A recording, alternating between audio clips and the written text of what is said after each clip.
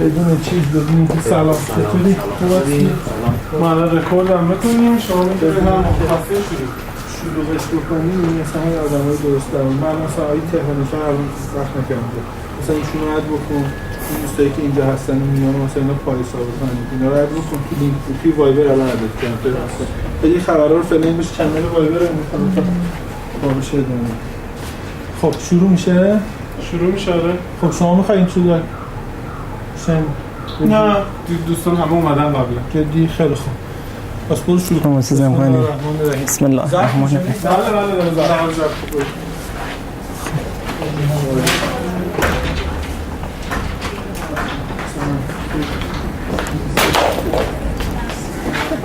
چیز قطع کردم نه فقط قطع نکردم با خاک یکسانش کردم از این چیزا ندارین از اینا من دارم یه دونه اینا فعلا کارش رو ندارم من دارم داری؟ یه رجیستریشن اینجا باید انجام میدید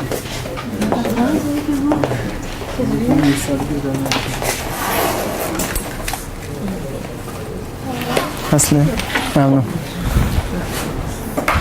خب این واسه کجاست شروع کنیم باشه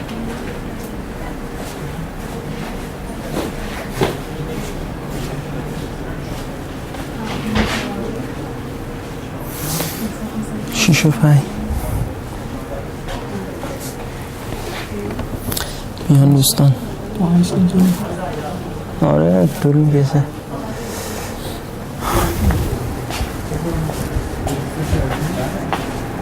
من بزنم میخوام کیف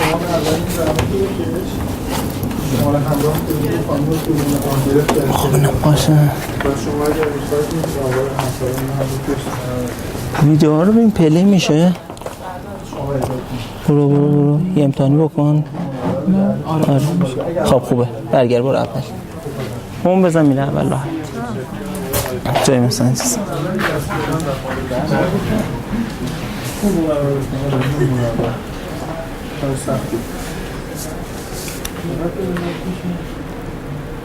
آیه مهندس زریعت بود اینی میشه پاس کنی دوباره ضبط کنی؟ آره پاس کن دوباره چجوری بلد نیستم؟ استارت آره بسم الله الرحمن الرحیم خب بحث ما همون بحث جناب تهرانیفر خب به یه زبون دیگه انشالله که واسهتون مفید باشه بیشتر هم سعی کردیم اونایی که هنوز واسهشون سوال از بیت کوین مونده ابهام داشتن اونا رو رفع کنیم حالا دوستان اگه وسط بحث سوالی چیزی داشتن بگن اگه بلد بودیم جواب میدیم بعدی خب قبل از اینکه بحث رو شروع کنیم من یه سوال مطرح کنم بهش فکر کنید بحث رو ادامه میدیم دو نفر داریم به نام آرش و بابک که میخوان پشت تلفن با هم سکه بندازن واسه چی؟ واسه اینکه سر دو جا اختلاف دارن واسه اینکه روی هم زمین نندازن میگن سکه بندازیم که مشکلمون حل بشه اما خب چجوری میشه پشت تلفن سکه انداخت؟ تا حالا فکر کرده بودین؟ چه چالش نفسگیری شروع شد پرزنتیشن بهش فکر کردین تا حالا دیدین؟ نه خب فکر کنین تا آخر بحث بعدی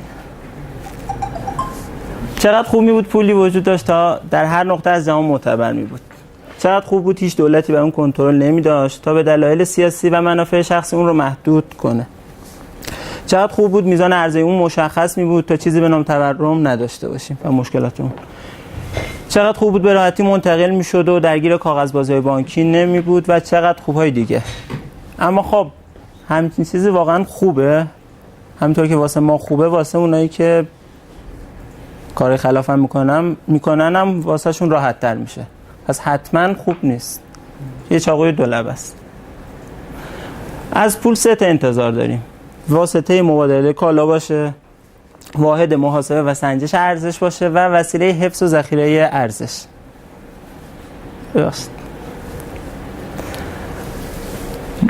حالا یه سوال میشه از طلا به عنوان پول استفاده کرد همونطور که قبلا بوده یعنی بازگشت به گذشته یا خیلی ویژگی‌های خوبی داره جهانی نیست که هست بعد دارای ارزشه که همه روش توافق دارن. بعد به واحدهای کوچیک‌تر تقسیم میشه، هر اندازه که بخوایم میتونیم کوچیکش کنیم و محدود هم هست، چیزی نیست که زیاد بخوام، مثل پول نیست که بخوام زیاد چاپ کنن. اما خب ویژگی بعدی هم داره که مانع از این کار میشه. توزیعش یه نواخت نیست، بعضی کشورها منابع معادن زیاده طلا دارن، بعضی کشورها اصلا ندارن. خب این خوب نیست. بعد جابجایی اون زمان بره پرخطره و هزینه بره. ممکنه تو راه بزنن، فرم ببرن. دولت‌ها میتونن بر مبادلات اون کنترل داشته باشن. میتونن محدودش کنن. امکان تقلب در اون وجود داره، ناخالصی قاطیش میکنن. و نگهداری اونم که سخته، هزینه داره. اما اگه همین پول اینترنت، همین طلا اینترنتی بشه چطور؟ یعنی یه طلا اینترنتی داشته باشیم که راحت منتقل بشه، نمیدونم هزینه جابجایی نداشته باشه، نتونن به راحتی ببرن و خیلی چیزای دیگه. یعنی همه اون ویژگی‌های خوب قبلی رو داشته باشه و ویژگی‌های بعدی رو نداشته باشه. اینجا میشه آغاز بیت کوین. همون چیزی که ما ازش انتظار داریم، طلای بگیم اینترنتی، که توسط آقای ناکاموتو در سال 2008 با اون مقاله‌ای که معرفی کردن، یعنی با اون مقاله معرفیش کردن و بعد در سال 2009 استارتش رو خودشون زدن. عکسش رو از این مجله چیز گرفتم، شبکه. یه توضیح کوچیک من بدم خدمتتون. بفهم. نه خوشمون. سال 2014 توی اتفاقی قیمت بیت کوین ناگهان زیاد شد. حالا تحلیل‌های اقتصادی خودش هم داره. مرز $1200 هم رد کردش. 2013 بود. 2013 تا $1000 هم رسید. 2013 رو معلوم شد. بعد اگه تو 15 سال 2014 این اتفاق افتاد که موضوعات چیزا بوده. اون موقع یه جستجویی توسط دولت امریکا آغاز شد، حداقل در ظاهر، یعنی کسی نمیدونه که واقعا این یک جستجو بوده یا نه. ولی حالا در موردش حرف و حدیثی که هست، من یه کوچولو میگم تو پرانتز وسط حرف شما، ببخشید. نه خواهش کنم، استفاده میکنم.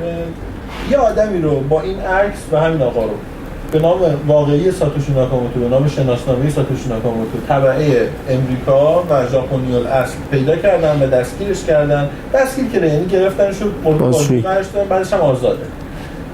و این آدم شغلش این بودش که توی واحد رمزنگاری امواج راداری هواپیماهای جنگنده کمپانی لاکهیل کار میکرد. خب کمپانی لاکهیل بینه که F-14 اینا رو ساخته. آره. خب این اون تو هواپیمای جنگنده‌اش واحد رمز داره، این تو واحد رمزنگاری اونجا کار میکرد. حالا اینکه این چقدر واقعی یا چقدر دروغه این موضوع مطرحه. خودش این آدم تو صحبتایی که مستقیم کرده انکار کرده که من اون ساتوشی باشم. حتی مثلا شاید اینجوری گفته که مثلا دلم هم می‌خواسته باشم ولی نبوده. خب ولی دولت این عقیده رو داشته و نمیدونم چرا، یعنی واقعا پیدا کردن این به افت قیمت ربطی داشته نداشته و یا ترس و وحشتی تو مردم افتاده یا نیفتاده. ولی اون چیزی که مسلمه اینه که دولت آمریکا به شدت علاقه داره ایشون رو ساتوشی ناکاموتوی نویسنده اون وایت پیپر معرفی کنه. این آقایی که عکسش رو داریم اینجا می‌بینید. خب ولی بیت کوینرها یعنی گیکا به شدت علاقه دارن که برعکس اینو اثبات کنن. علتایی هم که براش آوردن علتای تحقیقات اینترنتیه. یعنی با تحقیقات کتابخونه‌ای و اینترنتی و یا با وایس ریکگنیشن و مثلا پیدا کردن پترن‌های جمله‌بندی طرف، یعنی از این کارا نشستن کلی کردن و تقریبا الان بین کسایی که دیولپر هستن، چه تو 2.0 دیولپرن، چه کور دیولپرن، چه هر کسایی که مثلا دست به کدی دارن برای خودشون تو عالم کریپتوکارنسی ها، تقریبا بین همه اونا این توافق وجود داره که این یه شو بوده و این واقعا ساتوشی ناکاموتو واقعی نیستش.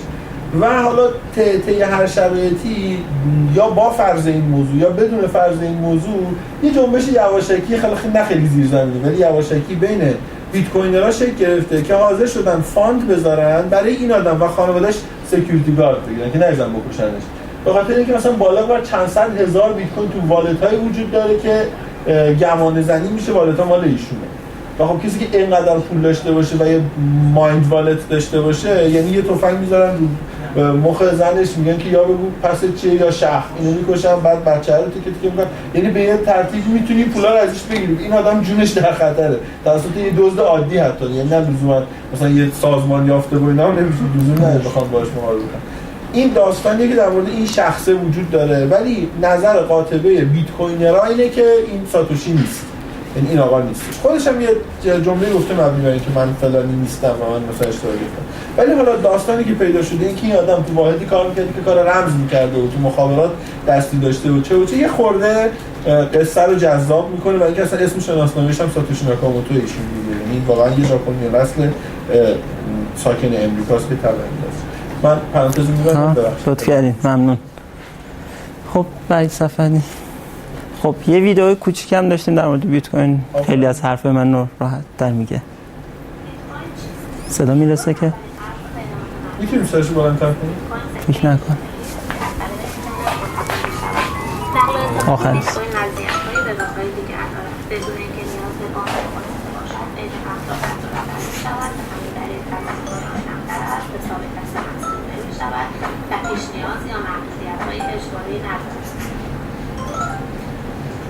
این کار چطور انجام می‌شود؟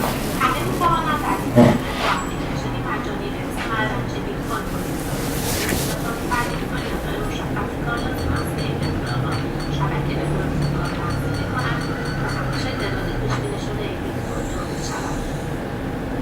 بیت کوین‌های حمله از اپلیکیشن شرکت‌هایی می‌شود که شامل بانکداری، فیزیک‌های انتقال بیت کوین، وسایل الکترونیکی فرستنده به آن استفاده می‌شود و یک معلچه بیت کوین آن را تایید می‌کند و این معامله برای همچین باشد. کدهای نرم افزار بیت کوین رایگان و در دسترس همه هستند. کسی می‌تواند آن را ورود کند. بیت کوین را از اینترنت تماس نشر دعوت دانشمند مالی را تغییر می‌دهد و باعث شکوفایی دنیا می‌شود. اما با بیت کوین چه کارهایی می‌توان کرد؟ می‌توان بازی‌های ویدئویی خرید، هدیه یا سرور و یا حتی جوراب کشف نامعلوم. صرافی‌های زیادی بیت کوین را با دلار یا یورو یا همه ارزها عوض می‌کنند. دستگاه‌های مختلف و مستقل راه حل خوبی است که بیشتر مصرف می‌شود. قبول کردن آن هزینه‌ای ندارد و برگشت شدن در حال است و مشتری‌های جدید می‌توانند دارای بیت کوین دریافت کنند. برای اطلاعات بیشتر و خرید اولیه بیت کوین از وبسایت نیوزکوین دیدن کنید. همه صدا رسید که نیاز نیست که دوباره پخش کنیم. خب اسلاید بعدی. خب الان یه چند تا سوال پیش اومد یا از قبل یه چند تا سوال داشتیم. الان کسی دقیقا میدونه ماهیت سکه؟ کسی واسه سوال هست که ماهیت سکه چیه؟ یه سکه چرا مثلا چجوری سکه نصف میشه؟ مثلا من 1/10 بیت کوین میدم به شما و 9/10 رو به حساب خودم برمیگردونم. مگه میشه یه سکه رو تیکه کرد؟ یا تا چه اندازه میشه تیکش کرد؟ الان دقیقاً چی ان؟ تیکه شدنی هستن یا نیستن؟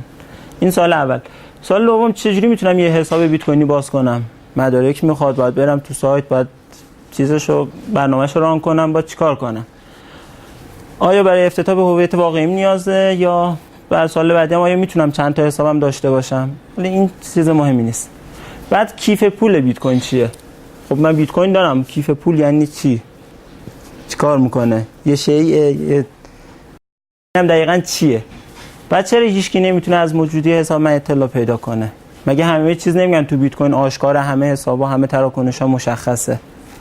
این چرا؟ سوال بعدی، آیا میتونم بیت کوین هامو همراه خودم داشته باشم، بریزم تو گوشیم یا مثلا تو لپتاپم جابجا کنم؟ یعنی چیز دیجیتالیه که جابجا میشه یا نه یه چیزی که رو بستر اینترنت من فقط دارم ازش استفاده میکنم؟ یعنی اینم یه سوالی که باید جواب بدیم. مورد بعدی، چگونه بیت کوینامو این که گفتم کوچیک‌ترش میکنیم، در چه صورت بیت کوینام به سرقت میره؟ یعنی اگه کامپیوتر منو هک کنن، گوشیمو هک کنن، چه جوری بیت کوینام رفته؟ یعنی جابجا کردن، چی شده؟ بعد من چه جوری میتونم پولا رو برگردونم؟ اصلا میشه یا نمیشه؟ و آخرین چیز، تو بیت کوین چه جوریه که یه پول نمیشه دوبار خرج کرد؟ پول کاغذی خب معلومه یه شی که بیشتر نیست، من بدم شما دیگه تو دست من نیست. اما پولای دیجیتالی حالا جدای از بیت کوین دیتان ذخیره میشن، من میتونم اینو کپی کنم هم به شما بدم هم به یه نفر دیگه. پس باید یه مکانیزم باشه که جلو من بگیره از کپی کردن یا دقیق‌تر بگیم دوبار خرج کردن. پس میخوایم تو ادامه سوالا رو جواب بدیم. قبل از اینکه بتونیم به اون سوالا جواب بدیم 3 تا چیز رو باید تبیین کنیم. اول، امضای دیجیتال چیه؟ مورد دوم تابع 8 و مورد آخر اثبات کار یا آقای تهرانی‌فر یه اصطلاح مناسب‌تر گفتن proof of work، یه فارسی خوبی گفتن واسه اثبات کار رو بهتر ترجمه. آره یه چیز خیلی چیز خوبی گفتن. اثبات عبارتی که برای proof of work داشتی به فارسی چی بود؟ گواهی کار. حالا من خاطرم نبود. قشنگ‌تره. ما همونو پسندیدیم ولی یادم نبود که اصلاح کنم. خب امضای دیجیتال چیه؟ امضای دیجیتال هر کسی یک کلید خصوصی انتخاب میکنه. بعد از روی کلید خصوصی کلید عمومی رو میسازه. شما میگید کلید خصوصی چه ویژگی داشته باشه؟ میگم هیچ، یه عدد رندومه. مثلا با یه طول ثابت. پس کلید خصوصی یه عدد رندوم یک شما با هر برنامه‌ای میتونید پیداش کنید. بعد از روی کلید خصوصی کلید عمومی به دست میاد. پس کلید خصوصی رو من که خودم انتخاب کردم رندوم، از روش کلید عمومی رو میسازم. حالا با پروتکل‌های مختلف نیاز به جزئیات نیست. همین که بدونید از اون ساخته میشه کافیه. این راه برگشت نداره تا به یه طرف است. از رو کلید خصوصی میشه کلید عمومی رو ساخت ولی از عمومی نمیشه به کلید خصوصی رسید. درسته؟ خب تو دنیای دیجیتال من واسه اینکه خودمون به بقیه بشناسونم، به بقیه میگم هویت من کلید عمومی منه. هر جا خواستید منو بشناسید با کلید عمومی منو بشناسید. کلید عمومی من اونجا باشه اون منم. به همه دوستا آشنا یا پخش میکنم. بعد یه چیزی که بخوام امضا کنم، کلید خصوصی دست خودمه دیگه. یه تابع ساین داریم با پیام ام. تابع رو با سیکرت کیم یا همون کلید خصوصیم رو ام اثر میدم، یه امضا به من میده. پیام با اون امضایی که دارم میشه متن امضا شده. درسته؟ پس الان اینجا هم سیکرت کی رو لازم بود هم ام تا امضا رو داشتم. این ساینت منظور درم هم مثبت منفی صفره؟ نه ساین یعنی امضا کردن. فانکشن سیگنچر. کلید خصوصی نباید اول باشه. کلید خصوصی نه اصلا اینجا من به عنوان اندیس نوشتم. من کاری به اون ندارم. گفتیم هر عدد رندوم میشه. هر عدد رندومی میتونید به عنوان کلید خصوصی انتخاب کنین. بعد از روی اون کلید عمومی ساخته میشه. ولی این برگشت پذیر نیست. خب الان شما کلید خصوصی رو دارید و هیچ کی دیگه بهش دسترسی نداره. پس یه پیام امو با یه تابع ساینی که دارید، سیگنچرتون میاد امضا می‌کنید، سیگما رو به دست میارید. این و سیگما میشه پیام امضا شده. خب الان این دو تا خوبی داره. این فقط با سیکرت کی به دست می اومد. پس کسی نمیتونه جای شما امضا کنه. فقط کسی میتونه این امضا رو انجام بده که سیکرت کی رو داشته باشه.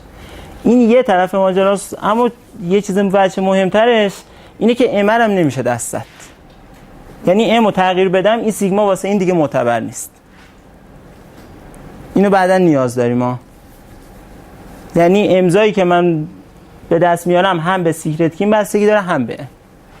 پس کسی نمیتونه متن پیام منو تغییر بده با همون امضا بده به یک کس دیگه. هم متن پیام حفظ میشه هم هویت من اون شخص میتونه بررسی کنه. خب اون شخص میاد با پابلیک کی من وریفیکیشن میکنه. پیامو با امضا مطابقت میده یا صفر میده یا یک به معنی اینه که مطابقن یعنی جورن، صفر یعنی جور نیستن. چند تا الگوریتم مختلف هم داریم اما کار نیاز نداریم حالا معرفی کنیم. فقط مفهومش مهمه. خب مورد بعدی تابع 8. تابع 8 میاد هر پیامی رو یا هر متنی رو میاد چیکارش میکنه؟ 256 بیتیش میکنه. به طوری که یک طرفه باشه. خب اینجا که هر پیامی مثلا با طول دلخواه میتونه باشه امیره 256 بیت. پس یک به یک نیست. همونطور که جلسه پیش آقای ترنفر گفتن. اما خب در زمان معقول نمیشه این یک به یکی رو رد کرد. یعنی الان تابع 8 که داریم یک به یک عمل میکنن. هنوز نتونستن مثلا شاید 256 هنوز نتونستن دو تا ورودی واسش پیدا کنن که خروجیاش یکی بشه. اینم از این.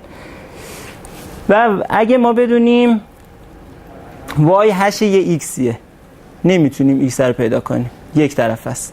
یعنی پیدا کردن هش گرفتن از ایکس خیلی ساده است، ولی اگه وایو داشته باشیم نمیتونیم بفهمیم ایکس چی بوده.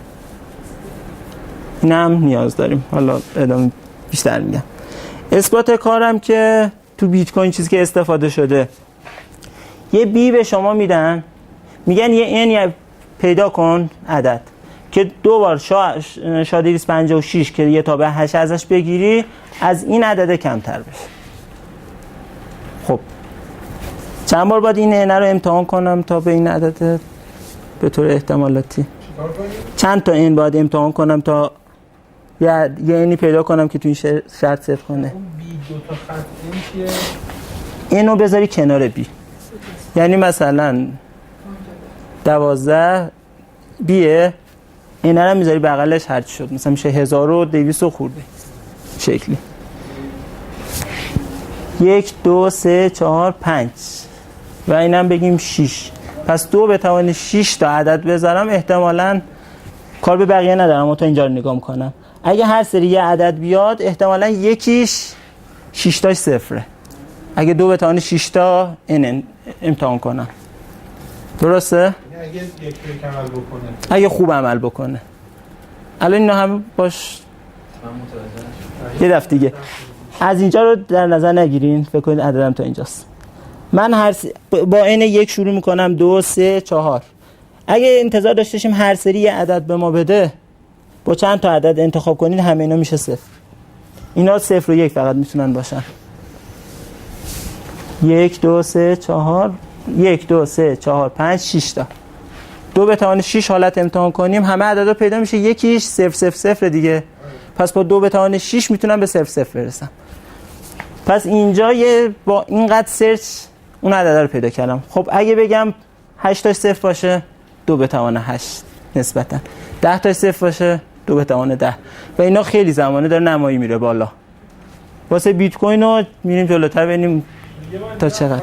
بفهمم تو یه عددی بی بهت دادم، ببین این بی رو میشه نباشه ها، شما اونجوری عدد تکراری استفاده میکنی.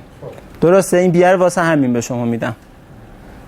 بی رو به شما میدم، میگم یه اینی بذار کنارش، بچسبون بهش. 8 رو گرفتی دوباره 8 هم میتونید یه بارم 8 بگیرین ها، ولی تو بیت کوین چون 2 تاست منم اینجا 2 تا گذاشتم. یعنی 2 بار با شاید 256 اگر 8 بکنید با معادله بالا از این عدد کوچیک‌تر بشه. این عدد کوچیک‌تر بشه. خب چند تا این باید شما سرچ کنین؟ برای اینکه اینو پیدا بکنید باید ببینید عدد چند حالت مختلف میتونه داشته آفرین. باشه. باینریه. درسته. اگه باینریه تو به تعداد رقماش باید 2 به توان تعداد رقماش برسه. خب میخوام از این کوچیک‌تر بشه، پس از اینجا به بعد چون نیاز ندارم. واسه همین خیلی فهمش رو ساده تر میکنه. درسته؟ تا اینجا 6 تاست، پس 2 به توان 6 تا عدد باید سرچ کنم. 2 به توان 6 تا عدد انتخاب کنیم، همه حالتهای 0 و 1 ممکنه اینجا. درسته. اگه خوب عمل کنه. خب بعد یه چیزی، اگه من بخوام مسئله رو سخت‌ترش کنم، جونم. این 8 فانکشنه، درسته؟ آره درسته. هر چیزی که اینجا معرفی کرد. مثلا به تکراری داشت. 100 تا 100 تا عددی که نه احتمالاتی انتظار داریم این رفتار رو داشته باشه. حالا مثلا شما باید با 2 برابر اون کار قبلی شاید پیدا کنی. انتظار داریم، نه اینکه واقعا عمل کنی. شما سکر میندازی انتظار داری 2 دفعه بنویسی، یه دفعه شیر بیاد، یه دفعه خط. اما واقعا این میاد. انتظارم اینجا داریم که 0 0 0 بعد از 2 به توان 6 حالت مشاهده بشه. آخه داریم یه تابع روش اعمال می‌کنیم رو ورود. یعنی نمی‌تونیم بگیم که میگه 1 به 1 نبودنه اون احتمالا رو کمتر می‌کنه. خب درسته. من میگم 2 برابر امتحان کنی. درسته؟ یعنی بستگی داره که اون 8 فانکشن چقدر خوب انتخاب شده باشه. ولی به احتمالاتی رفتار این خیلی شاده 256 رفتارش معقوله. انتظار داریم با اون تعداد جواب بده. خب وقتی که داری به ما میدی و ما باید اینجا بهش تراست بکنیم اینه که شاید 256 رفتار نزدیک به 1 به 1 داره تقریبا. خب الان یه چیزی من بخوام مسئله رو واسه شما سخت‌تر کنم چیکار میکنم؟ میخوام بیشتر وقت بذارید واسه این کار. یا شال بیشتر میگیری یا اینو بیشتر؟ خب شاکی بیشتر بگیریم عددمو کوچیک‌تر میکنم. یعنی اگه 10 بارم ما شاید 256 بگیریم بازم اگر 1 به 1 باشه تقریبا با هم حالت. درسته. فقط زمان محاسبهش بیشتر میشه. اما اینجا من بگم به جای 5 رقم 6 رقم اول صفر باشه، شما باید کارتون 2 برابر، حجم کارتون 2 برابر میشه. بگم 7 رقم باشه، حجم کارتون 4 برابر، 8 برابر، 16 برابر، 32 برابر. گفتنش راحته ولی واسه انجامش خیلی فرق میکنه. خیلی تفاوت داره. پس این تنظیم پذیره. خیلی تو بیت کوین این موضوع کاربرد داره که میشه تنظیمش کرد. واسه همینه که استخراج بیت کوین در حدود میانگین 10 دقیقه است تنظیم میکنن.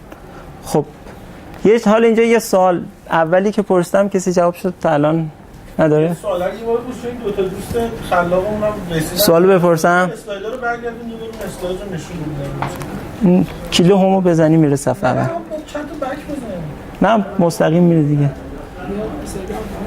آره برو اول. برو بعد. 2 نفر میخوان پشت تلفن سکه بندازن. میخوان برن 2 جا با هم به تفاهم نمیرسن. اون که 100% دیگه. حالا چی کار کنیم؟ چجوری پشت تلفن سکه بندازیم که دو طرف هم حرفمو قبول داشته باشن، نشه چیت کرد تعلق.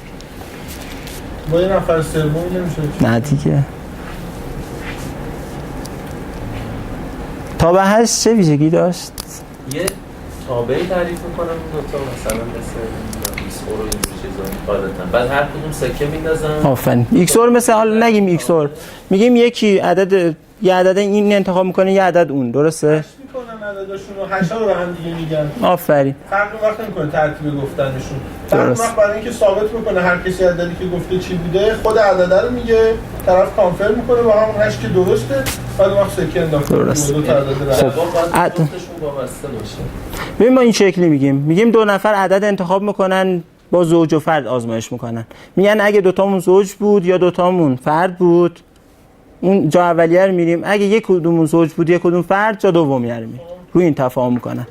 خب این نفر اول عددش انتخاب میکنه، نفر دوم عددش انتخاب میکنه، ولی اینا نمیتونن به هم بگن چون اگه اولی بگه دومی بر اساس اون تنظیم میکنه. خب چیکار میکنن؟ هشتشو به هم میگن. هشتشو که بگن دیگه نمیتونن حرفشون رو عوض کنن. چرا؟ چون وقتی هشت یه چیزی رو بدونیم نمیتونیم واسهش تصویر اون ایکس رو پیدا کنیم، مگر اینکه اون ایکسی که میدونیم. یعنی نمیتونه الان یه ایکس پرینی واسهش پیدا کنه بگه این از من بود. واضحه؟ این 8 تصویر اولیه رو یه بار بیشتر نمیتونیم. بعد هشتا رو که به هم گفتن دیگه میتونن خود عددا رو بگن، مقایسه میکنن. حالا 8 ساده اینجا داره مثلا برای این مثال سوالی که گفتیم 8 یعنی یه 8 ساده وجود داره برای این 8 آره من تو گوشی من یه برنامه دارم راحت 8 میگه. نه منظورم 8 یعنی ریاضیاتی جفتی میتونن اینو بهش برسن یا نه حتما باید کامپیوتری باشه؟ نه اصلا 8 4 رقمی رو تو گوشی ران میشه. محاسبه بکنید. تو گوشی ران میشه دیگه. یه تابعی که دستی حساب کنن مثلا نه میگم تو گوشی ران میشه راحت. گوشی که دارن دو طرف راحت میزنن.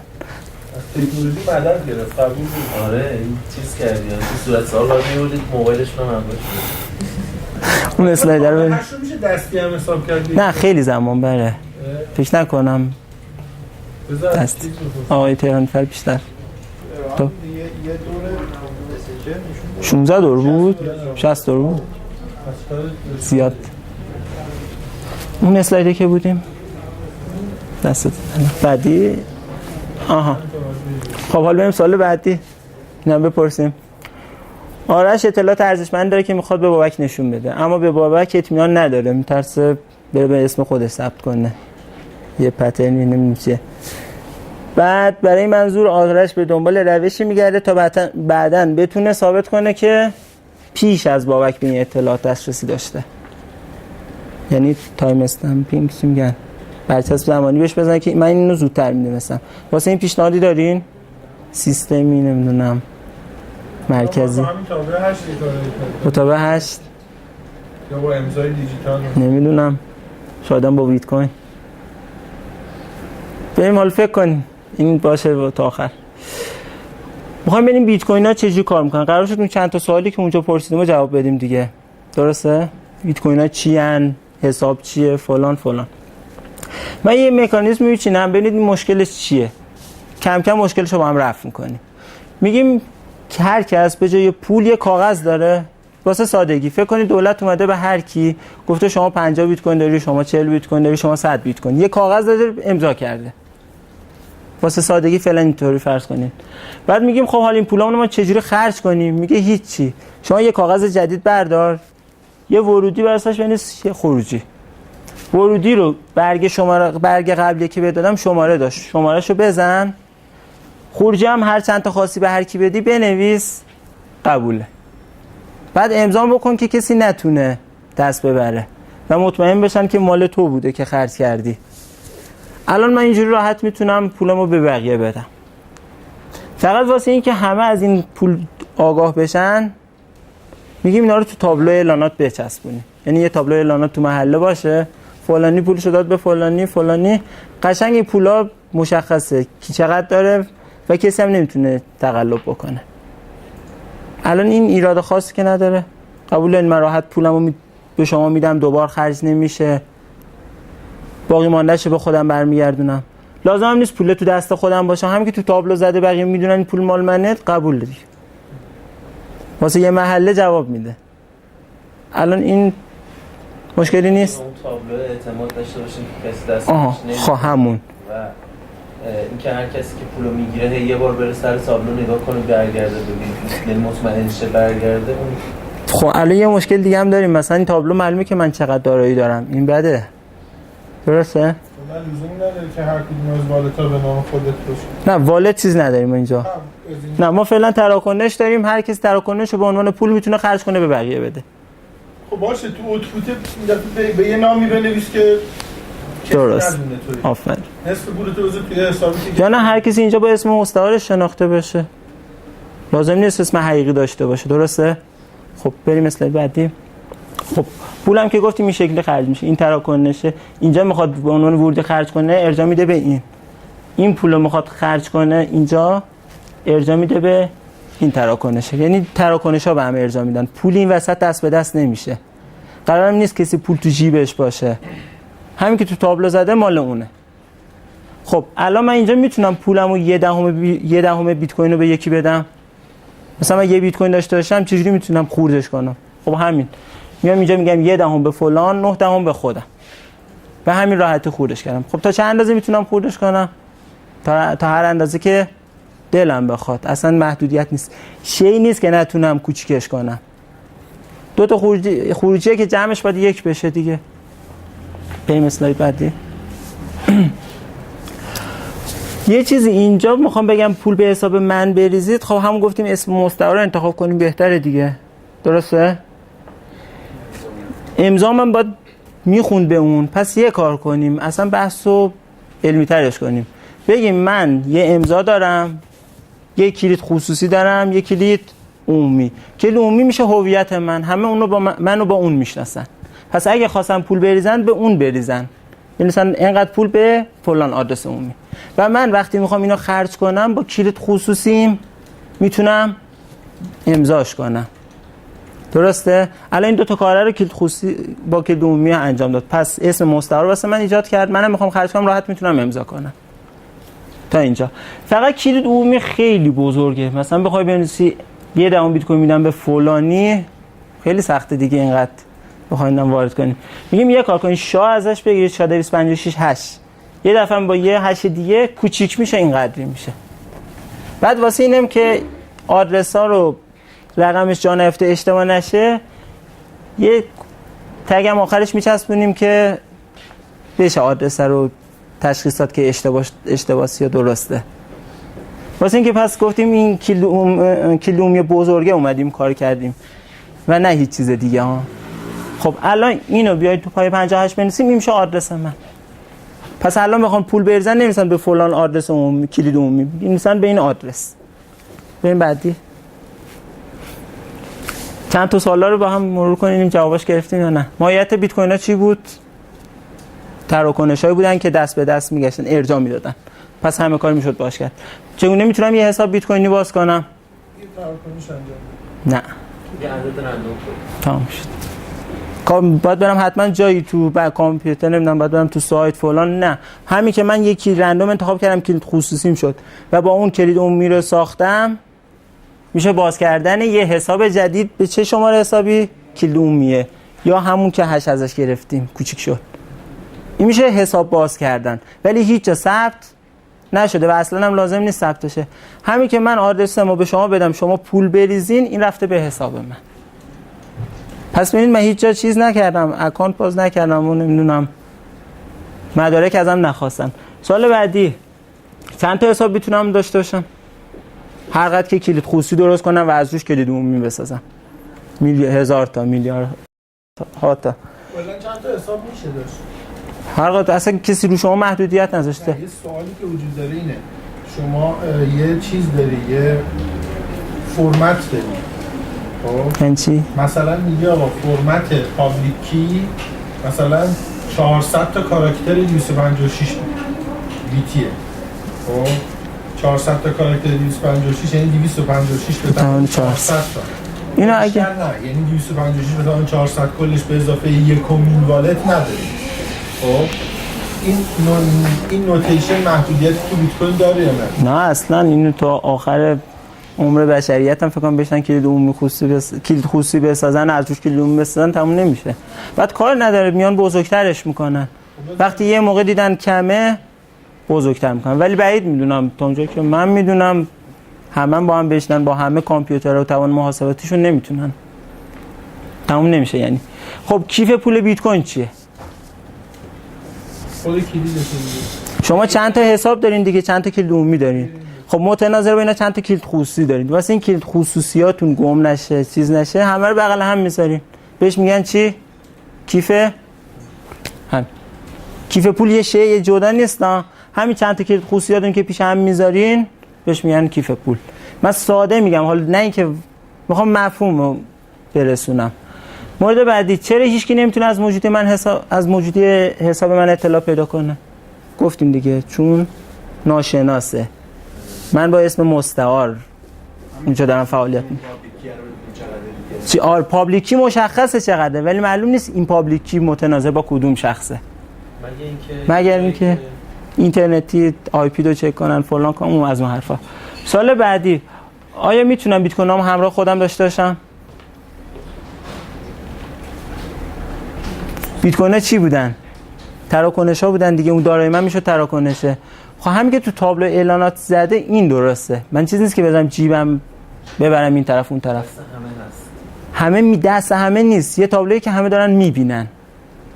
درسته؟ همین کافیه. پس من نمیتونم تو جیبم داشته باشم یا تو گوشیم یا تو کامپیوترم. سوال بعدی بیت کوین هم چجوری به قسمت کوچیک‌تر تقسیم میشد؟ گفتیم 1/10 میدیم به این 9/10 برمیگردونیم به خودمون. در چه صورت حساب من به سرقت میره؟ کلید خصوصی لو بره دیگه حساب رفته کلا. خب طرف چیکارش میکنه؟ سری پول رو جابجا میکنه به یه حسابی دیگه که کلید خصوصیش ماله. میتونم پس بگیرم؟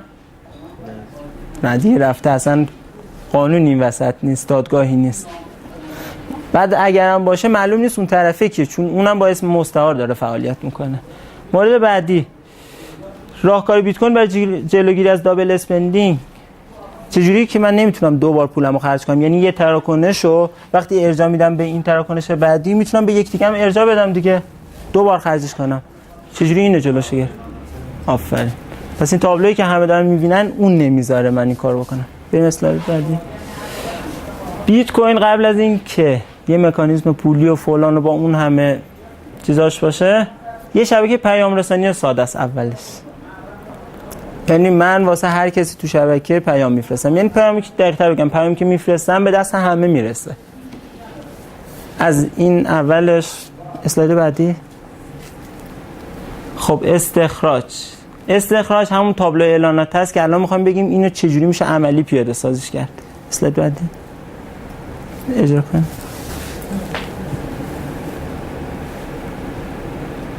Bitcoin operates as a peer-to-peer network. This means that everyone who uses Bitcoin is a tiny fraction of the value of Bitcoin. But where do Bitcoins come from? With paper money, a government decides when to print and distribute money. Bitcoin doesn't have a central government. With Bitcoin, miners use special software to solve math problems and are issued a certain number of Bitcoins in exchange. This provides a smart way to issue the currency and also creates an incentive for more people to mine.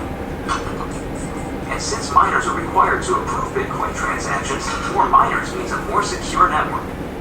The Bitcoin network automatically changes the difficulty of the math problems, depending on how fast they're being solved. In the early days, Bitcoin miners solved these math problems with the processors in their computers. Soon, miners discovered that graphics cards used for gaming were much better suited to this kind of math. Graphics cards are faster, but they use more electricity and generate a lot of heat. The first commercial Bitcoin mining products included chips that were reprogrammed for mining Bitcoin. These chips were faster, but still power hungry. ASIC, or application-specific integrated circuit chips, are designed specifically for Bitcoin mining. ASIC technology has made Bitcoin mining even faster while using less power. As the popularity of Bitcoin increases, more miners join the network, making it more difficult for individuals to solve the math problems. To overcome this, miners have developed a way to work together in pools. Pools of miners find solutions faster than their individual members, and each miner is rewarded proportionate to the amount of work he or she provides. Mining is an important and integral part of Bitcoin that ensures fairness while keeping the Bitcoin network stable, safe, and secure. For more information about Bitcoin mining, visit bitcoinmining.com. ویدئو یه ذره بیشتر از حرف ما گفت. در مورد ASIC هم صحبت کرد. حالا اونو بعداً میگیم. خب پس الان هدف ما اینه که این تابلو اعلاناتی که گفتیم در راه ساده نمیشه پیادهش کرد، میخوایم رو بستر اینترنت پیاده سازیش کنیم، ببینیم چه جوری میشه که کسی نمیتونه تغییر توش بده یا کارهای دیگه. خب اینجا با چند تا سوال شروع میکنیم، بعدن آخر اینا رو جواب میدیم. سکای اولی بیت کوین از کجا میان؟ اینو نگفتیم. اونجا گفتیم دولت میاد میده به افراد واسه سادگی. خب در واقع الان بیت کوین از کجا میاره این سکاش؟ این یه چیزه. چرا بیت کوین تقلبی وجود نداره؟ پول تقلبی زیاد داریم، چرا بیت کوین تقلبی نداریم؟ چرا تعداد کل سکا نمیتونه از این 21 میلیون تا بیشتر بشه؟ سوال بعدی، چرا بیت کوین غیر مرکزیه و هیچ کی روش کنترل نداره؟ بعدی، چرا حسابات تو بیت کوین امنن؟ چرا نمیشه حسابا رو خالی کرد فلان کرد؟ یا اگه میشه خالی کرد چجوری میشه خالی کرد؟ یه حمله کننده چقدر احتمال داره موفق باشه تو حمله به بیت کوین؟ یعنی ببینیم چقدر توانایی باید داشته باشه تا بتونه یه کار بزرگی بکنه اونجا. چه کسی قوانین بیت کوین رو وضع میکنه؟ و سوال آخرم، چرا هیچ دولتی رو قوانین بیت کوین نمیتونه تاثیر بذاره یا عوضش کنه؟ انشالله. گفتیم بیت کوین یه شبکه پیام رسانیه، درسته؟ فرض کنید اینجا هم هنوز بیت کوین ها تراکنش‌ها رو داریم. فعلا کار نداریم از کجا اومده، داریم. من میخوام تراکنشی که نوشتم از من به فلانی و امضا کردم تایید بشه دیگه، درسته؟ بره تو اون تابلوه. میام با این استفاده از این شبکه پیام رسانیه پخش میکنم دست همه اونایی که به بیت کوین، به شبکه بیت کوین وصلن. این وسط یه تعدادی هستن که وظیفه تایید تراکنش‌ها رو دارن. میان تراکنش‌هایی که بهش ارسال شده تو شبکه رو جمع میکنن، تایید میکنن. یعنی بررسی میکنن قبلا خرج شده یا نشده. یه تعداد تراکنشی که تو 10 دقیقه جمع کردن و چک کردن که درسته و ارجاعش هم درسته رو میان تو یه چیزی میذارن به نام بلوک. درسته؟ بلوک رو میان پخش میکنن. همونجوری که ما تراکنش رو برادکست کردیم واسه همه، اونم میاد تراکنش‌های تایید شده رو برادکست میکنه واسه همه. اما از کجا میشه به اون شخص اطمینان داشت؟ مثلا یکی الکی ادعا میکنه من این تراکنش‌ها رو تایید کردم با یه تو این بلوک، میفرسته واسه همه. چه جوری اینو میشه بهش؟ چون مثلا هر کسی که اینجا توانی نداره که تراکنش رو چک کنه. واسه همین تعداد خاصی این وظیفه رو به عهده گرفتن. یه تعدادی که پولشو دارن، امکاناتشو دارن. اما از کجا میشه به این شخص اطمینان کرد؟ پیشنهاد میکنید چی کار کنیم؟ اولین چیزی خیلی هن، مثلا فکر کنید 1000 نفر. چند نفری؟ از کجا مطمئنید که اونا چند نفرن؟ باید به شما ثابت کنن که چند نفرن. یک ورداریم که اون اصلا لزومی نداره هر بولی که درستی لزومی نداره همه تراکنش توش باشه. آره. ممکنه یه تراکنش رو نگیری با یه عده خاص بلوک رو ببندی منتشر بکنی. یکی دیگه اون بقیه رو بررسی میکنه. یه مشکل دیگه هم الان هست. ممکنه 2 نفر یه تراکنش تو 2 تا بلوک تایید بشه. یا یه اصلا این شکلی بگیم یه تراکنش رو به یکی بدی، یه تراکنش هم به یکی دیگه تو 2 تا بلوک تایید بشه. یعنی یه پول رو 2 بار خرج کردیم. اینو چیکار کنیم؟ خب اولین مشکلی که خیلی مشهوده اینه که تعداد بلوک‌ها خیلی زیاده. چون طرف تونتون میتونه بلوک بده بیرون. هر 2 تا تراکنش رو بذاره توی بلوک، سریع برادکست کنه واسه بقیه. اینو چجوری میشه محدودش کرد؟ با زمان دیگه.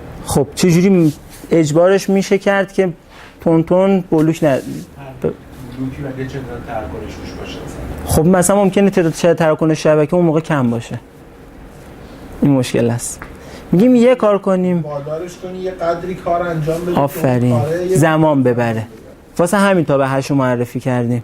میگیم هیچ کی حق نداره بلوک بفرسته مگر اینکه اینقدر کار انجام بده. 8 یه چیزی رو پیدا کنه که اینقدر رقم اولش، یعنی بلوک رو بذار بیه، یادتونه گذاشتیم تو شا 256 بی و ان بیش با بلوک به عنوان یه کاراکتر رقمی دیگه چیزه چه به عنوان رقمیش کرد گذاشت داخلش و یه عدد انی که اثبات کارش حساب کنی اینقدر صفر داشته باشه. چند تا صفره؟ 1 2 3 4 5 6 خیلیه. بازم ممکنه دروغ بنویسیم. نه دیگه. نه خب طرف این کارو میکنه. خب بعد توی اون بلوکه دیتا غلط رو نوشته. خب آره من اینجا فعلا اولین قدم اومدم محدودشون کردم که خیلی بلوک ندن، یعنی بلوک‌ها یه تعداد مشخصی باشه که بتونم در موردشون تصمیم بگیرم. یهو 1 میلیون تا بلوک جلوم نباشه ندونم با کدوم چیکار کنم. کاری کردم که الان تو هر 10 دقیقه یه دونه بلوک بیشتر نمیاد بیرون. چه طرف راستگو باشه چه دروغگو باشه، الان با این عددی که دادم 10 دقیقه هر 10 دقیقه یه بلوک فقط میاد واسم. درسته؟ تا اینجاش که مشکل نیست. خب میگیم یه کار کنن. نفر بعدی ما که این وسط که خودمون توان محاسباتی نداریم، یه تعداد معدنچی هستن این وسط که اونا حاضرن این کار بکنن. میگیم هر کی میخواد این کارو بکنه باید به کار قبلی‌ها ارجاع بده، چون باید معلوم باشه چی قبلا خرج شده چی نشده.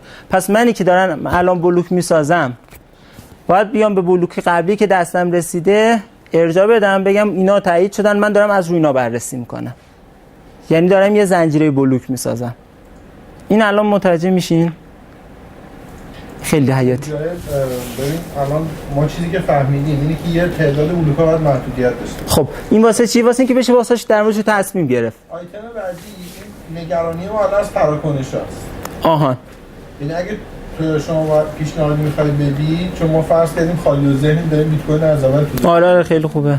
ممنون. اگر بخوایم پیشنهادی به این آدما بدیم یا قانونی براشون بذاریم، باید قانونی اینطوری باشه که ما رو از تطابق تراکنش‌های این بلوک با تراکنش‌های قبلی مطمئن بکنه. درست. خب حالا این کارو چجوری می‌خوای بکنی؟ میگی وصلش کنی به بلوک قبلی، یعنی چی؟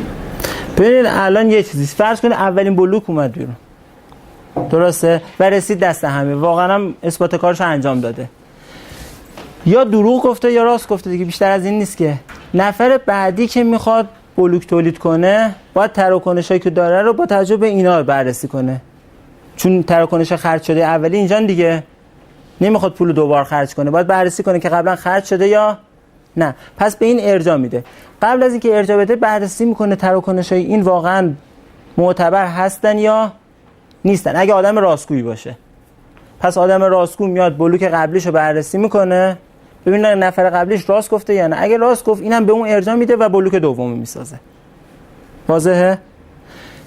اینم بلوکشو میفرسته واسه بقیه که میرسه دستشون میبینن این بلوکه به بلوک قبل، اون بلوکه قبلا به دستشون رسیده بود دیگه، جدیدم که دستشون میرسه میبینن این به اون ارجاع داده، پس اونا این دوتا رو نگه میدارن پشت سر هم. الان اونا دو تا کار میتونن انجام بدن، یا اینو قبول نکنن یه چیز بغل این ادامه بدن بگن آقا ما اینو قبول نداریم، یا اینکه اینو ادامه بدن، یعنی سومی رو بسازن. واضحه؟ اگه راستگو باشه، اگه این دوتام درست باشه، سومی رو پشت سر این میسازه. ماینرها اونایی هم که چک میکنن هر تراکنش، هر کسی میتونه این وسط این کارو انجام بده؟ هر کسی آره، اما هر کسی توانشو داره؟ خب ما میگیم ما این کنار میشینیم، اونایی که واقعا توانشو دارن انجام میدن، ما فقط نگاه میکنیم. ما آدم عادی داریم نگاه میکنیم ببینیم چی کار میکنه. میشه اسلاید بعدی رو؟ خب اینجام که توضیح دادیم، حالا بعدش میگم. میشه اسلاید بعدی رو بیاریم؟ بلوک اول، بلوک معتبر درست شد. اینجا دو تا داشتیم، یه نامعتبر یه معتبر. نفر بعدی که می‌خواستیم بلوک رو درست کنه دید این نامعتبر، گذاشتش کنار، از این استفاده کرد، اینو ساخت و رفتیم تا اینجا. دوباره اینجا همچین اتفاق افتاد، میره جلو.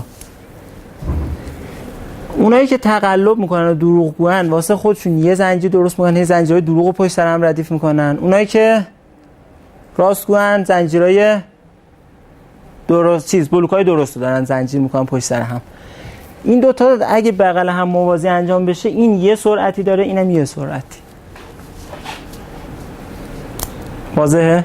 خب بستگی داره تعداد دروغگوها چند تا باشه، تعداد راستگوها چند تا باشه. ببین اینجا خیلی نکته حیاتیه، من اینو خیلی سعی میکنم خوب برسونم، من نمیدونم چقدر میتونم. پس اینجا یه تعداد دروغگوان دارن تون تون بلوک میسازن، اینا رو به دروغ دارن معتبر جلوه میدن چون ما نمیدونیم کدوم راست میگن. درسته؟ ما توانی نداریم که اینا رو بشینیم تمام تراکنش‌ها رو بررسی کنیم. ما فقط به معدنچی‌ها میتونیم اطمینان کنیم. خب این داره میره، اینم داره میره. اگه تعداد راستگوها بیشتر از دروغگوها باشه سرعت این بیشتر از اونه. یعنی تو شاید مثلا تو 1 ساعت این 6 تا بلوک درست بشه، اون 3 تا. اگه مثلا توان اینا 2 برابر اونا باشه. و ما اینو بیشتر از نصف آدمای نتورک باشن یه دروغ رو ادامه میدن سریعتر است. ببین ما هیچی نمیدونیم، ما فقط نگاه به سرعته میکنیم. هدر بلوکا هست آقای تهرانی اون جلسه فرمودن، ما فقط هدرها رو چک میکنیم که این به اون رفرنس داره، این به اون، فقط اینا رو سریع پشت سر هم میچینیم. فقط هدرها کار نداره، اون بقیه‌اشو کار نداریم. خب این که سریعتر رشد کرد، ما یه اصلی رو قبلش قبول کردیم که تعداد راستگوها همیشه بیشتر است تعداد دروغگوهاست. حتی گاهی وقتا ممکنه تعداد راستگوها بیشتر نباشه ولی بازم برنده بشن. خب ممکنه دروغگوها با هم تفاهم نداشته باشن. اگه با هم تفاهم نداشته باشن یعنی بزرگترین دسته اگر دسته راستگوها باشن بازم برنده. دروغگوها ولی یه دروغ آره یه دروغ اگه روش با هم. پس الان ببینید این خیلی نکته مهمیه که من یه کاربر عادی به راحتی میتونم حرف راست رو تشخیص بدم اینجا، در حالی که نگرانی نداری از این که اون چه که الان میشنوی دروغه یا راسته. آفرین. این همه متوجه شدین؟ اصل بیت کوین همینه. میشه به این میگن چیز لارجست چی میگن؟ لارجست چین. با این قاعده قشنگ میشه تراکنشو چیز تایید شده رو پیدا کرد. بعد مثلا این که وقتی من فهمیدم این زنجیره درسته، حالا چک میکنم که واقعا تراکنش من تو اینا اومده یا نیومده. فقط کافیه تراکنش خودم رو چک کنم، کافی نیست کافی دیگه، لازم نیست برگردم ببینم درست انجام دادن دروغ انجام دادن، همین واسه من کافیه. دروغ که داریم میگیم منظورتون دابل اسپندینگ. مثلا ممکنه طرف اومده یه پولو 2 بار خرج کرده، خودش هم بلوکو ساخته. همون میگم فقط دروغ دابل اسپندینگ. نه چه نوع دروغ دیگه؟ خرج بدون اجازه، اصلا پول نداریم یا خرج میکنیم. خب باید ریفرنس بدی تو قبلی‌ها باشه. وقتی بعد می اینجا مهم اینه که بعدی‌ها شما رو قبول کنن. ببین مهم اینه که کدوم زنجیره داره سریعتر پیش میره. ریفرنس دروغ بنویسی. اگه نفر بعدی شما رو بپذیره مشکل باقالی اومده. تو یه آدرسی ترانزکشن باید بدی، به جای اینکه واقعی از قبلی‌ها باشه بنویسی باقالی. خب بعد چه اتفاقی میفته؟ الان اینجا مشکل نیست. الان مشکل چیه؟ این پول مال شما شده یا نه؟ اگه نفر بعدی بیاد پشت سر شما بلوکو بسازه و سریعتر رشد کنه بره جلو، خب همه میگن لابد این راست است، این چیز درست است، قبول میکنن. اما مشکل اینجاست که تعداد افرادی که دارن اون کار رو انجام میدن کمن. این مشکل که نه. بچه خوبه کار. سخت نیست. چیش؟ فهمیدن این دروغه. شما داشت فهمیدن دروغه واسه من یا واسه معدنچی که توانشو داره؟ واسه منم خیلی سخت نباید باشه. شما باید وقت بذاری الکی اینا رو چک کنی، هیچ چیزی هم در ازاش نگیری. دارم پول خرج می‌کنم. خیلی نیست، فکر نمی‌کنم خیلی. آره دیگه تو برای اینکه نیست تو موجودی حساب برای که حساب کنی چیکار باید می‌کنی؟ باید کل اون یعنی تا اونجایی که اولین بار این ترانزکشن بهش ریفر شده تو باید بری جلو.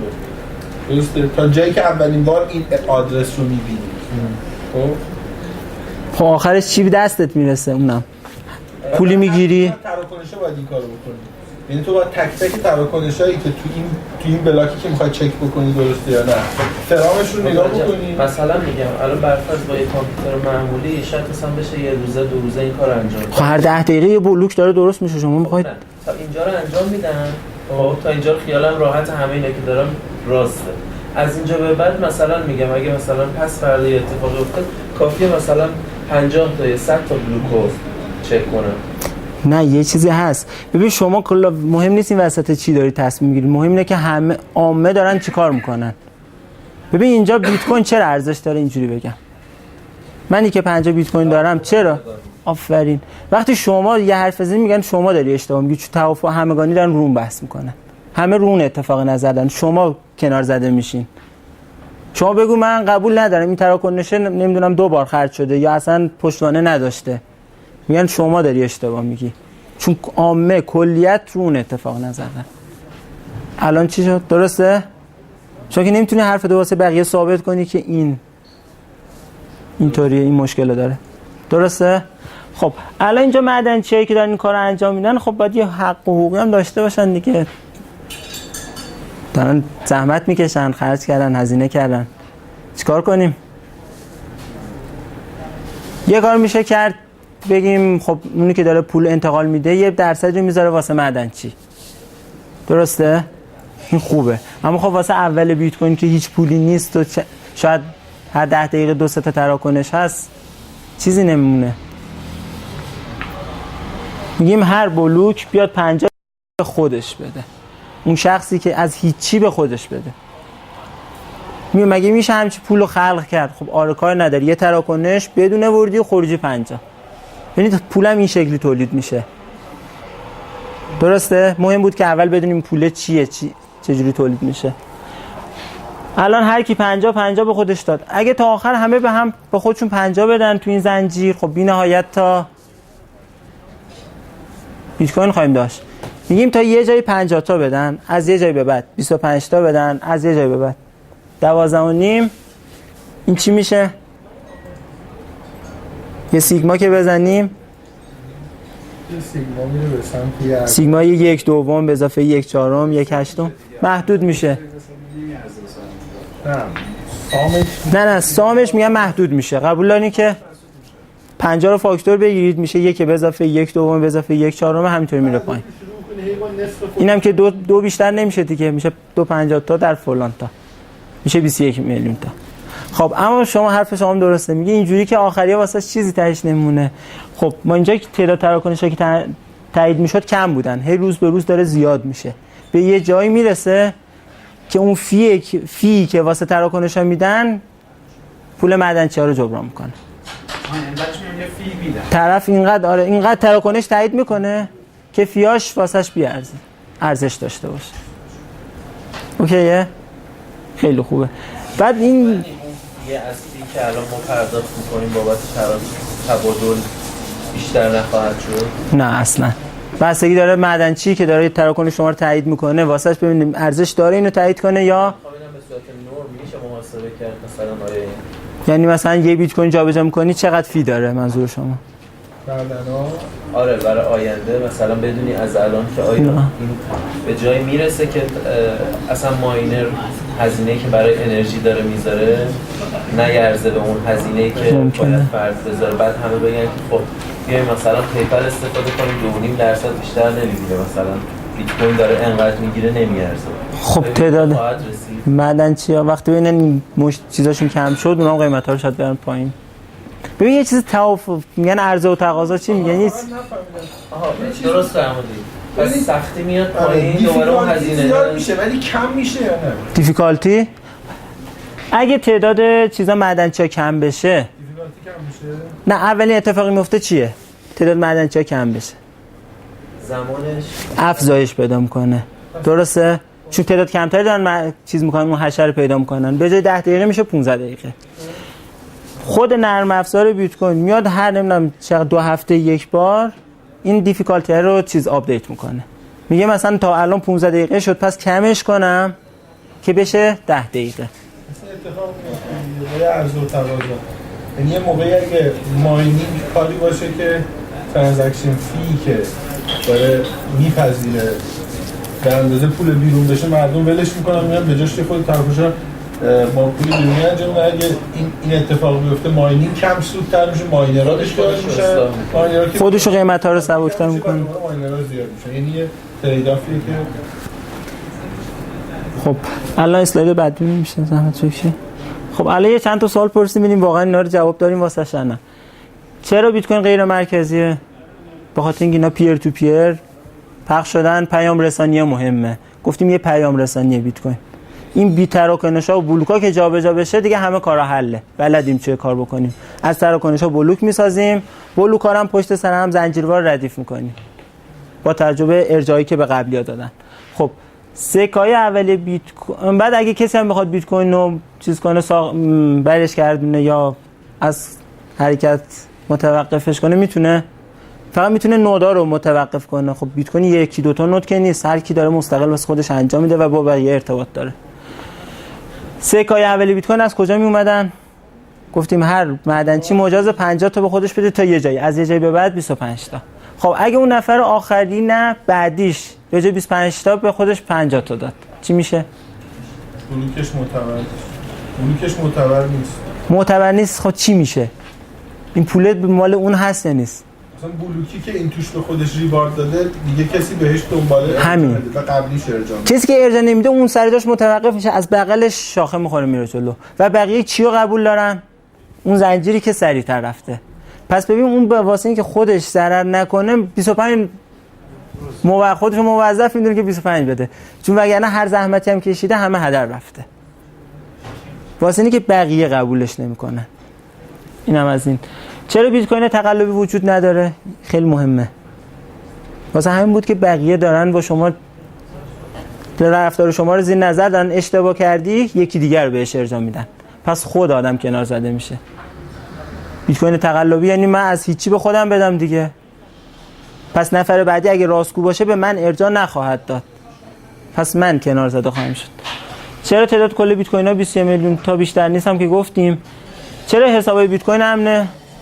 اون واسه اینه که اون بعد قبل‌تر سوالا رو مطرح می‌کردم. واسه اینه که از رو کلید عمومی نمیشه که خصوصی زر پیدا کرد. واسه این امنه. خب یه حمله کننده چقدر موفقیت داره که به بیت کوین حمله کنه؟ حمله به بیت کوین چه شکلیه؟ اینا الان خیلی سوال مهمیه. میشه سابقه قبلی‌ها رو پاک کرد. نمیدونم اون تابلوها رو پاک. همه دارن. آفرین. همه دارن. خب من چی رو بخوام؟ اگه برم تک تک کامپیوتر افراد چیزاشون رو پاک کنم، خب الان پس چی؟ از اینجا به بعد فقط میشه تنها حمله‌ای که میشه کرد یا تو پیام رسانی اختلال ایجاد کنم که اینم خیلی بعیده، چون حتی که هر کسی واسه خودش داره کار میکنه دور و بریاش. تنها کاری که شما فرمودین اینه که یه بلوک تقلبی، تراکنش تقلبی که هیچ کی قبولش نمیکنه. بلوک تقلبی هم نفر بعدیای معدنچی‌ها ارجاع بهش نمیدن، یعنی در عمل هیچ حمله مستقیم خوبی واسش نیست که واقعا به زمینش بزنه. حمله 51% یعنی چی؟ ما گفتیم اگه نصف افراد راستگو باشن، نصف بیشتر، زنجیره اونا سریعتر رشد میکنه و هممون هرچند توان محاسباتی زیادی نداریم ولی میتونیم تشخیص بدیم کدوم راست است. اما اگه برعکس شد، اونا کاهش پیدا کرد، دروغگوها زیاد شدن، ما رو همون روال قبل به اون اصلی که اطمینان داشتیم اشتباهاً فکر میکنیم اینا راستگوان و این بلوک‌ها رو معتبر میدونیم و کلا دیگه فاتحه بیت کوین خونده است، چون دیگه اطمینان از بیت کوین میره. خیلی مهمه این اتفاق نیفته. چه کسی قوانین بیت کوین رو وضع میکنه؟ ببخشید طول کشید. کد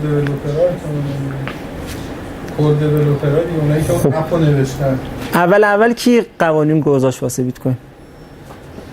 اون اپی که اول نوشته شد، اون کلاینتش، اونو چون همه اجرا کردن پس همه رو اون توافق کردن. درسته؟ اکثریت. چیزی هم که اکثریت شده دیگه قانون شده و هر کی خلاف اون عمل کنه بقیه به عنوان دروغگو میشناسنش، میذارنش کنار، بلوکش رو قبول نمیکنن. اما خب الان میخوایم یه قانون عوض کنیم. یکی میاد اگه خودش واسه خودش عوض کنه، خب بقیه قبولش نمیکنن، دوباره این کنار زده میشه، مگر اینکه دیگه همون اکثریت تفاهم کنن. اینم از. پس اگه تفاهم نکردن قانون چیز نیست ها، لغو میشه. بعد آخرین سوال، چرا هیچ دولتی هم نمیتونه قانون بیت کوین عوض کنه؟ که دیگه واضحه. خب الان کسی سوال نداره؟ من سعی کردم واسه بیت کوین هر چی سوال مونده رو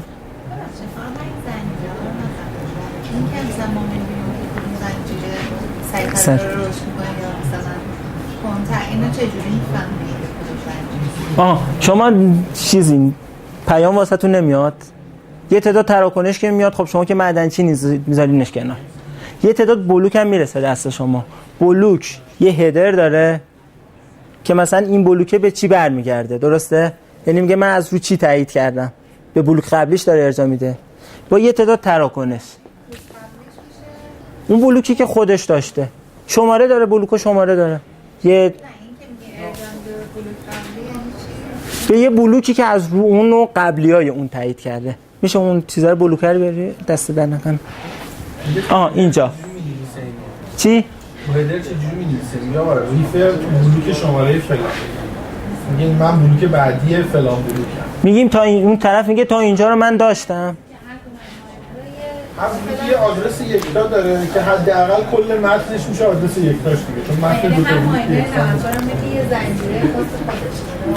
میخواین از اول شروع کنیم؟ بلاک چین چیزیه که همه قبولش دارن، همه دارن. هر ماینری وقتی که یه بلوک جدید درست میکنه، ادعایی که میکنه اینه که این بلوکی که من درست کردم دنباله فلان بلوک از این بلوک‌های موجوده. اونو چجوری هر ماینری وقتی که بلوکش رو می‌نویسه بالاش یه شماره یکتا می‌نویسه که این میشه شماره بلوکش. خب پس بلوک‌ها با هم قاطی نمیشه اول. بعد وقتی هم که میخواد بگه این دنباله کدوم بلوکه، شماره اون بلوکه رو که خودش میخواد دنبالش بچسبونه میگه. خب الان اون بلوکی که ماینر داره بلوک خودش رو به اون ریفر میده، آخرین بلوکیه که این ماینر بهش اعتماد کرده. چجوری اعتماد کرده؟ رفته ترانزکشن‌های توش رو دیده، با کل ترانزکشن‌های ابتدا تا الان نتورک چک کرده.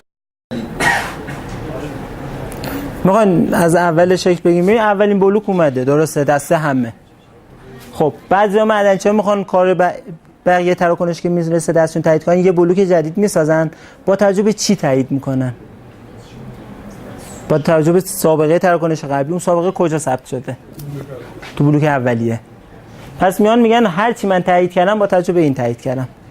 بعد میگه من واسه اینکه بگه از چی شمارهشو بالاش مینویسه تو هدرش، درسته؟ و اینو واسه همه میفرسته. همه اینو داشتن، اینم که میرسه دستشون میفهمن این به این ارجاع داده، تا اینجا رو میسازن.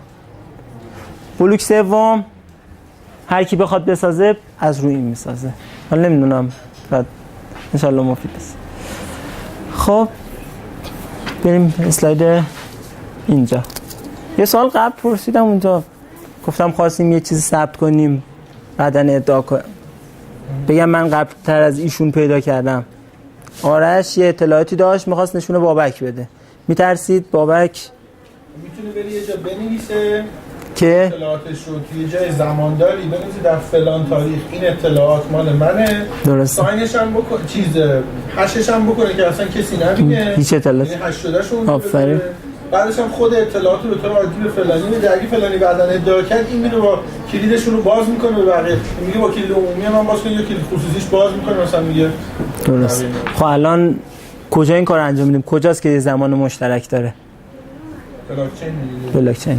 بلاکچین رو کل کره زمین قبولن و کلشون هم چیز دارن که این اصلا هیچ تغییری توش نیست، نمیشه جابجاش کرد، بلوکاش عوض کرد، درسته؟ شما یه تراکنش پولی که جابجا میکنید یه جایی هم داره واسه یه اطلاعات چیز می‌نویسید اضافی. شما میتونید از اون اطلاعاتی که داشتید هش بگیرید بذارید اینجا و با امضای خودتون امضا کردید دیگه. پس این تو بلاکچین ثبت شده. بعد اطلاعاتون نشون دوستتون میدید، اگه دوستتون خلاف قاعده عمل کرد میتونید بعداً ثابت کنید که من در فلان تاریخ، چون بلوکات تاریخ دارن، زمان دارن، درسته؟ و چون هم روش اتفاق نظرن هیچ مشکل پیش نمیاد. سوال بعدی، آرش ادعا میکنه یک گرافی که همه آشنایی داریم دیگه کم و بیزاد. خب یه گراف داریم، میخوایم جوری رأساش رنگ کنیم که هر دو طرف یال رنگاش مثل هم نباشه، با 3 تا رنگم فقط، نارنجی و حالا زرد، چی بگم، زرد با آبی. هر گرافی نمیشه این کار رو کرد، درسته؟ اما بعضی گرافا رو میشه. بررسی اینه که میشه یا نمیشه تقریبا هر گرافی نمیشه با 3 تا بس لو رنگ اساسی تمام گرافا نه، یه تعدادی هستن که میشه، یه تعداد هستن که نمیشه. خب بررسی این با کامپیوتر تقریبا بگیم تو زمان منطقی انجام نمیشه، نماییه.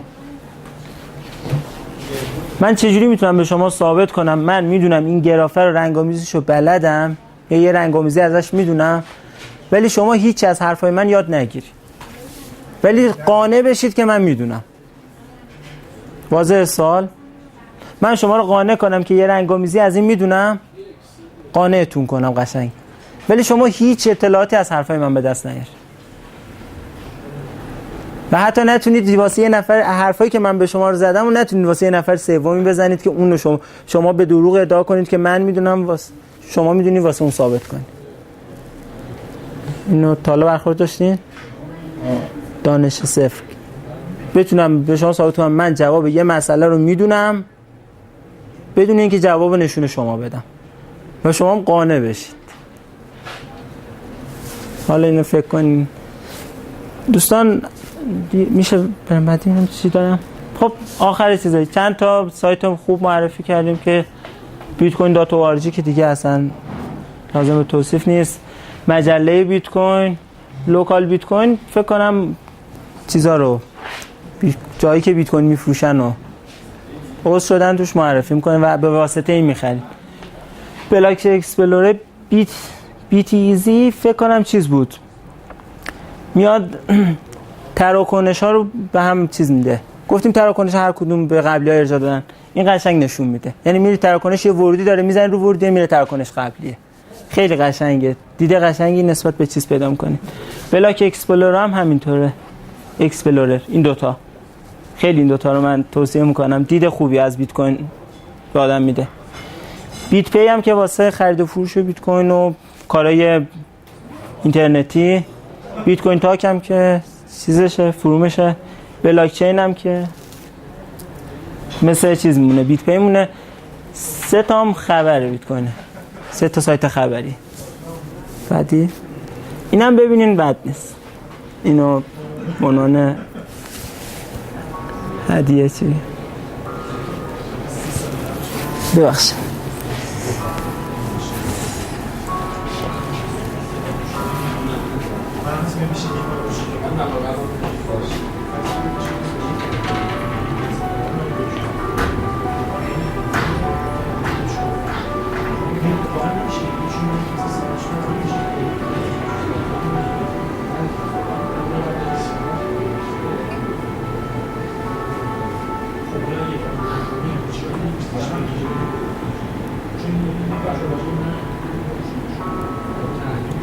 برجی که ساخته بود خراب شد.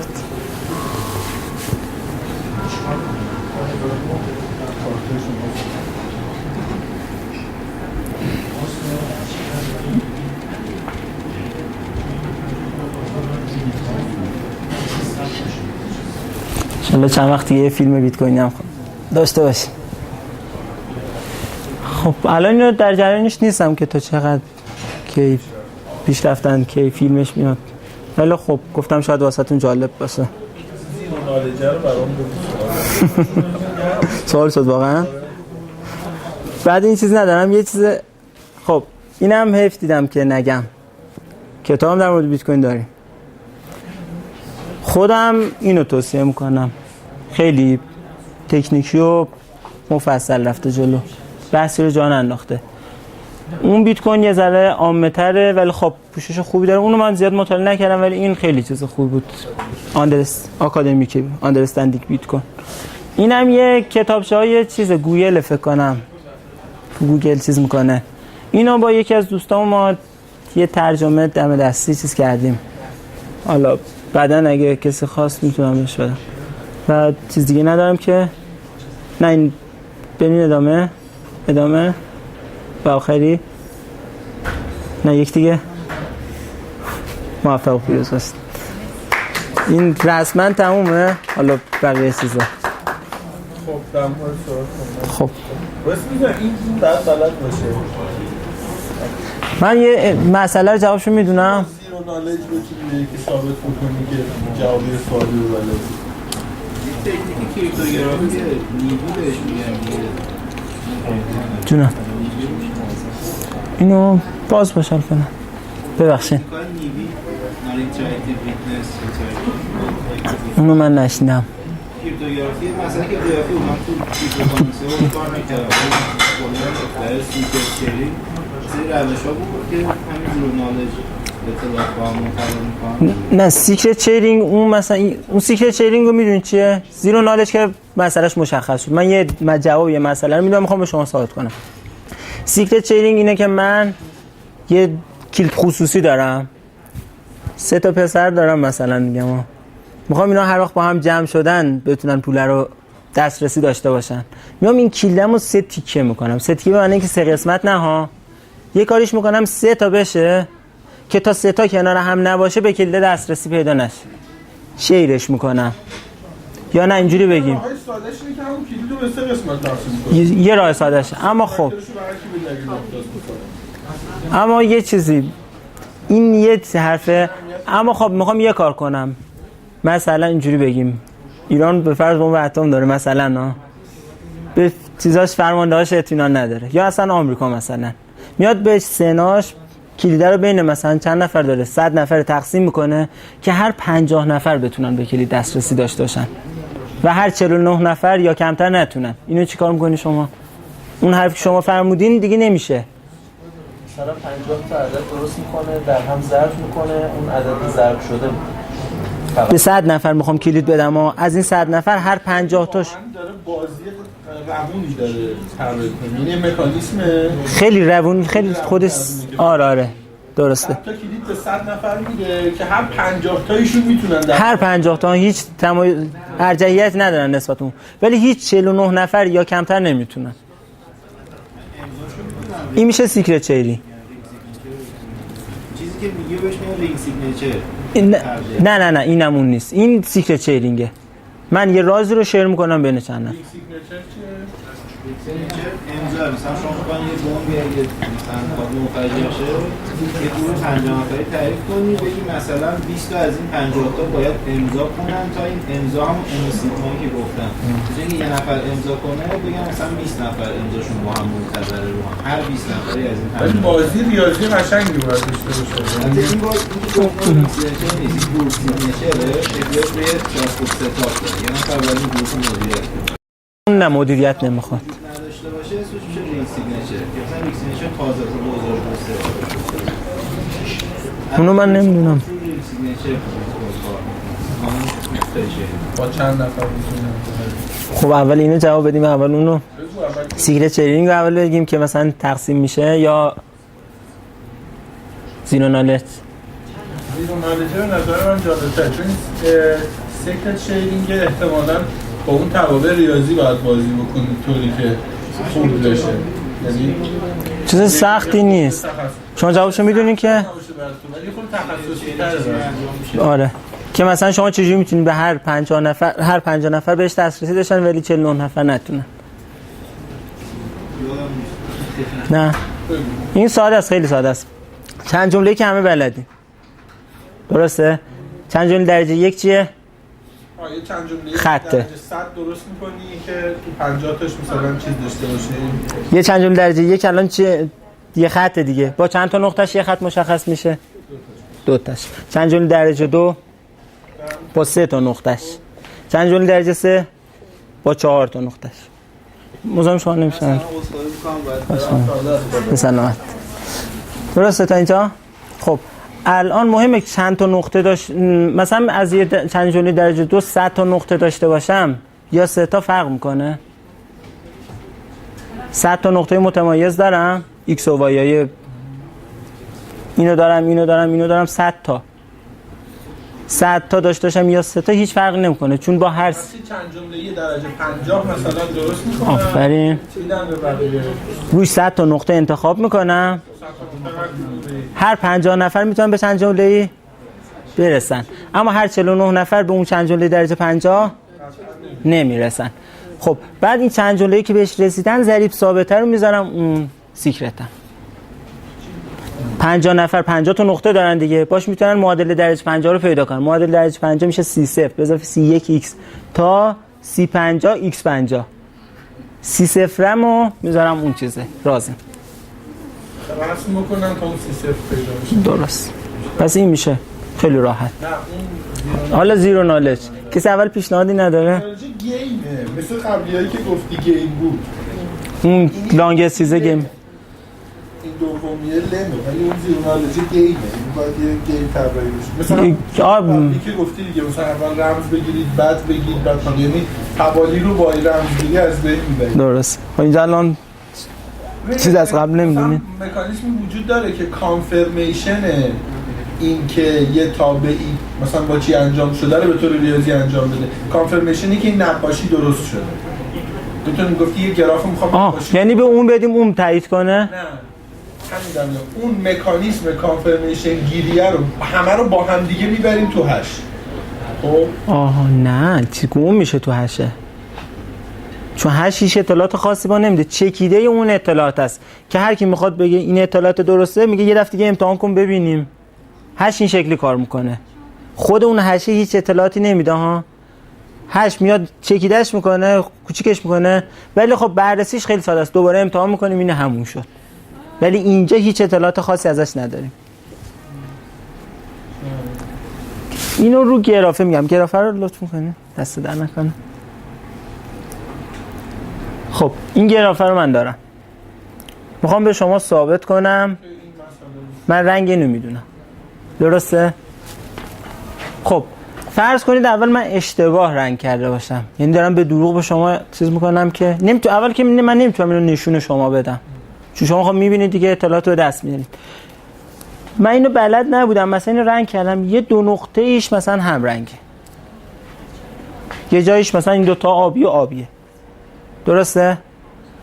خب من اینو چجوری به شما ثابت میکنم؟ میگم یه کار کن، من اینو میپوشونم کلا به شما میگم دو تا رنگای اینا مشخص نیست، میگم دو تایی که میخوای نشونت بدم و به من بگو دو سر یه یالی رو که دلخواه شماست، شما داری انتخاب میکنی. شما میگی اینو بگو، برمیدارم شما میبینی. درسته؟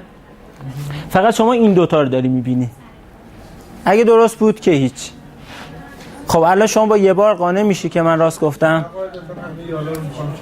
همه یالا. خب یه کار میکنم میپوشونم، ترتیب رنگا رو عوض میکنم، میگم دوباره شما بگو. ترتیب رنگا رو یا آره رنگامو چون شما چون 4 حالت نه 4 حالت نداره. یکی از اون 4 تا دیگه رو بذاری کل این برعکس میشه. یعنی شما مثلا میتونی جای آبی بیای مثلا نارنجی بذاری جای نارنجی. رنگا رو جاشو با لیبلینگ لیبل فرق میکنه. آب سه اون نه میگه یه بار ببین من اگه اول میگی مثلا این دوتا رو بهم نشون بده، من این دوتا رو به شما نشون میدم. درسته. خب شما الان یه اطلاعات مختصری به دست آوردین. اگه من ترتیب رنگو به هم نزنم هی به اطلاعاتون داره اضافه میشه. پس من یه کار میکنم ترتیب رنگامو عوض میکنم. اوکیه؟ شما بعد میگم دوباره بگو شما کجا رو میخوای، شما میگی این یاله رو بهم نشون بده. هر تعداد راوند یا دوری که شما بگی من این کار واسه شما انجام میدم تا شما قانع بشی. لیبل‌ها رو عوض کنید. دیتا رو تغییر بدید موقعی که من انتخاب میکنم دو سرش رو نارنجی رو زرد بکنم. به یه احتمالی قبول دارین که من لو میرم؟ من جواب مسئله رو ندارم. مثلا من به احتمال اینجوری بگم 7 موفق میشم. آقا نه 9 یعنی مثلا از این 10 تا راست من یه جا کار مشکل داره. به احتمال 9 من دارم موفق عمل میکنم. یه بار این دیتا رو میذاری یه جایی هک میکنی که تغییرش ندی. من دارم یعنی باید این کارو بکنی وگرنه من میگم آقا من به تو گفتم این تو اولی که دو تا آبی نشونم میدی طرفش میگین همون دیگه. نه من که اونو که جواب اصلا نشون شما نمیدم، ولی خب من تصمیم شما رو هم که نمیدونم. شما هی به من میگی اینجا رو اونجا رو، هر سری من رنگاش عوض میکنم نوع رنگش، نه اینکه جای رنگو چیز کنم. اگه من به احتمال 9 خوب عمل کرده باشم تو 10 بار آزمایش شکست میخورم. چون 9 بارش خوب درست بوده، یه دفعهش ببین داریم اطمینان میکنیم به چیزای احتمالاتی. فکر میکنم این هنوز گیمی که طراحی کردی براش گیم نیستش که 100% یه دفعه دیگه اینو من یا بلد هستم یا بلد نیستم. اگر واقعا راست گفته باشم 1000 بارم شما امتحان کنی درست عمل میکنه. اگه واقعا درست رنگ‌آمیزی کرده باشه. کجا بدونم که تو الان دیتاهای این یه جای ریختی که وقتی میپرسم میگم فلان یال تو دیتا رو دستکاری نمی‌کنی؟ نه همون لحظه نه، من روش چیزی چیدم بلند میکنم میبینی شما، دست نمیزنم. اوکیه، کاغذ روش چیدم، کاغذ بلند میکنیم با هم میبینیم این شکلی. نه اون چیز نیست. میتونی همه رو بنویسی یه جایی، هر وقت که من گفتم کلید بدی برم هشتشو. آفرین، نگاه کنید برگردیم. درسته؟ اما اینی که قبول دارید اگه من درست راست گفته باشم شما 1000 بارم امتحان کنید حتما نمیشه درسته.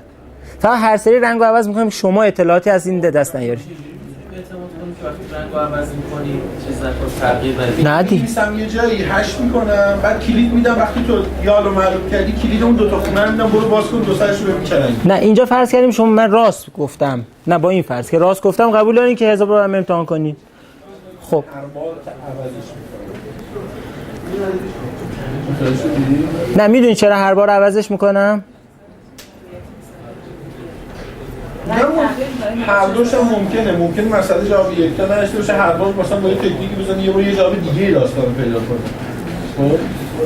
خب ولی اون جوابی که ایشون داره میگه روش اینه که یه ابزار در اختیار مثلا این رنگا رو میچینه، هر کدوم از این نودا پلاک دارن، پلاکشون توش یه رنگ نوشته شده، این پلاک ها رو رنگ توش رو هش کرده نوشته.